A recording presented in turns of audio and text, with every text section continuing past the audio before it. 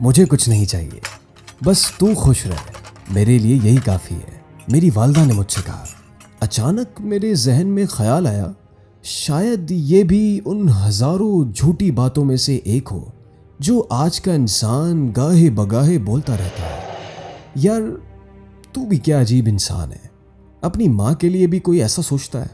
میں نے اپنے خیال کو جھڑک دیا، لیکن میں بھی کیا کرتا؟ زمانے کے دھوکوں اور قدم قدم پر جھوٹ کی بھمبار نے میرا ذہن اس طرح کا بنا دیا تھا کہ اس دنیا میں ہر دوسرا شخص مطلبی ہے، جھوٹا ہے، فریبی ہے، دغا باز ہے، اپنا کام بنتا بھاڑ میں جائے جنتا پر سختی سے عمل پیرا ہے۔ میری والدہ کچھ دنوں سے سخت بیمار تھی، ان سے چلا نہیں جا رہا تھا۔ ہم سب بہن بھائیوں کے دلوں میں بس ذرا سی تکلیف ہوئی، اس کے سوا کچھ نہیں ہوا۔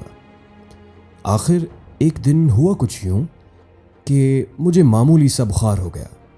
اس سبب میں بیڈ پر لیٹ گیا۔ جیسے ہی میرے بخار کا والدہ کو علم ہوا، وہ فوراً دوڑی دوڑی میرے کمرے میں چلی گئی۔ نہ جانے ماں باپ میں بچوں کے لیے کہاں سے اتنی طاقت آ جاتی ہے۔ ان کے چہرے پر پریشانی کے آثار نمایاں تھے، اور اسی وقت ان کی آنکھوں سے آنسو بہنے لگے۔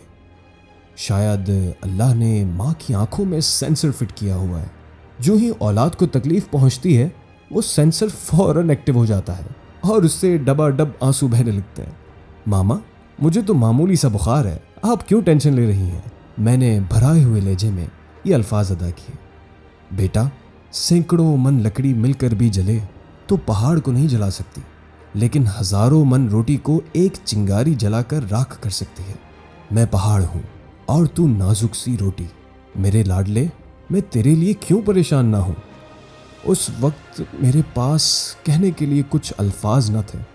شاید اس دن سے زیادہ میں نے کبھی اپنے اندر اتنی زیادہ شرمندگی محسوس نہیں کی تھی۔ یقین کیجیے، اس وقت مجھے احساس ہوا کہ دنیا میں صرف دو ہی شخص آپ سے بغیر کسی مطلب کے محبت کرتے ہیں، اور وہ ہیں ماں باپ۔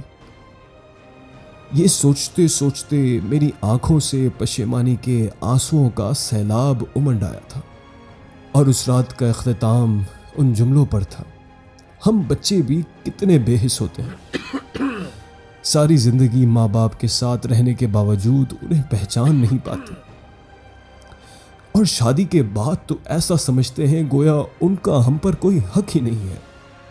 ان کو تکلیف پہنچے تو ہمیں کچھ نہیں ہوتا، اور اگر ہمیں ذرا سی چوٹ لگ جائے یہ پریشان ہو جاتے ہیں۔ ان کا بس چلے تو یہ ساری دنیا بیچ کر بھی اپنے بچوں کی خوشی ان کے قدموں میں نچھاور کر دیں۔ خدا را، ان کا احساس کیجیے۔